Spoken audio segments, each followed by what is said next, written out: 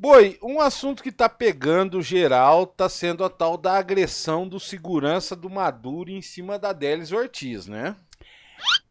A gente tem que falar desse assunto da Délis Ortiz porque tem bastante coisa estranha aí, né, Lu? Tem bastante coisa estranha. Primeiro que aconteceu num lugar com 30 jornalistas, a maioria deles com câmera na mão, e ninguém fez imagem nenhuma. Ninguém conseguiu filmar nada, né?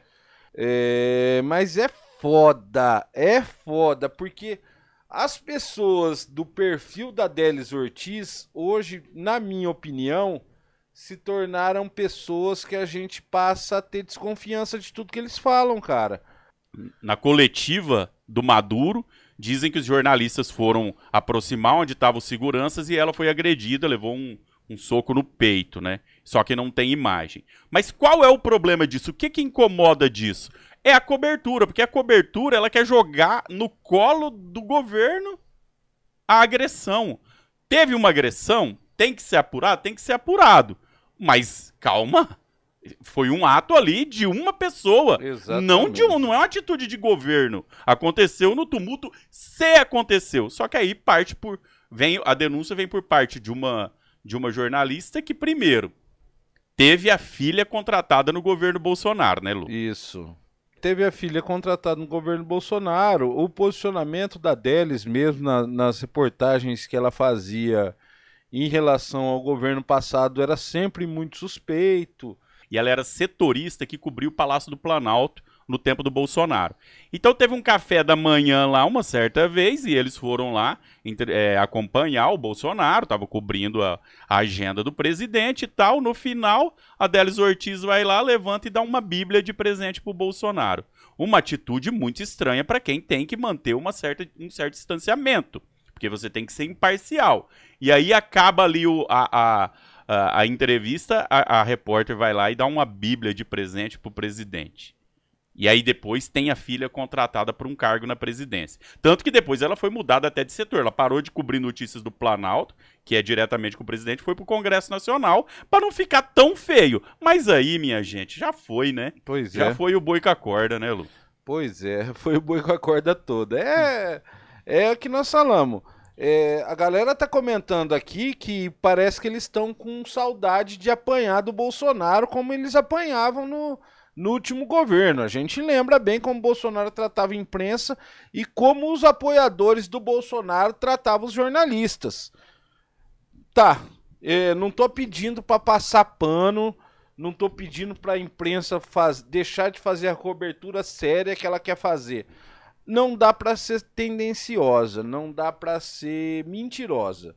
A imprensa tem que cobrir de fato, tem que noticiar sem puxar para o lado A ou para o lado B. Tem que noticiar e deixar cada um formar sua opinião. Parece que não é isso que eles estão querendo fazer agora, né, velho? Não, e você transformar a atitude de um segurança como se fosse um ato de um governo... Ah, meu Deus, você vai me desculpar, né, gente? Exatamente. Tem que ter pelo menos o mínimo de, né? Não, fala não.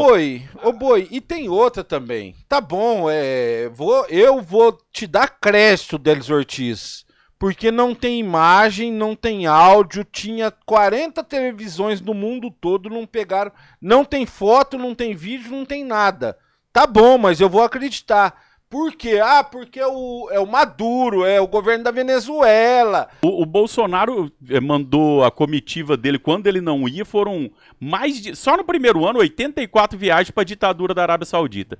Nunca nós nos colocamos contra pelo fato dele estar numa relação comercial com aquele país em si. Porque os países, eles têm que se relacionar com os outros, né? Ninguém se fecha e vive no mundo sozinho. As nossas críticas eram recebendo presente caríssimo e entregando refinaria por preço de banana. Aí que é a crítica. Não na relação em si. Na relação em si, você é obrigado a conversar com todo mundo. Assim como o Lula já teve conversas com o Irã e assim por diante.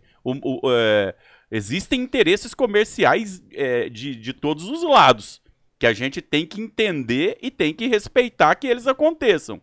Aí agora, quando é no caso do presidente Lula, aí muda de figura. Aí vira uma pressão, aí é a maior ditadura do mundo, a coisa mais sanguinária do mundo. Mas sabe o que eu acho estranho?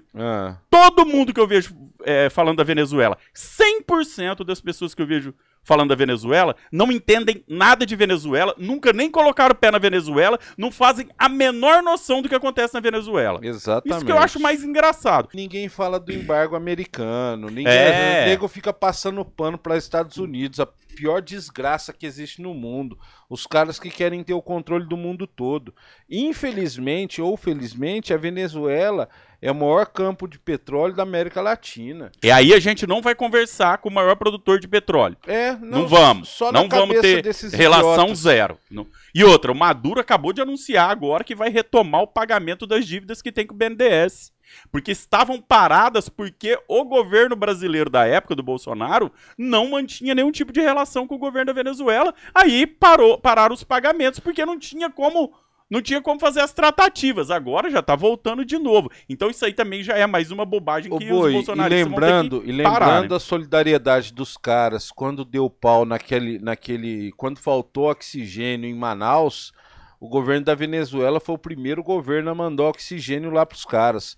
Poxa, a gente precisa ter um olhar diferenciado para essa galera. Ninguém tá apoiando ditadura aqui. Nós também somos contrário a qualquer restrição, a qualquer tipo de governo ditatorial que persegue jornalista, que o caralho é a quatro. Se a gente fosse a favor, a gente teria votado no Bolsonaro. Exato, Não votamos por isso. Exato. Essa é uma das maiores razões. Antes de entrar no assunto, já se inscreve no canal, dá essa força pra gente. E curte, comenta e compartilha.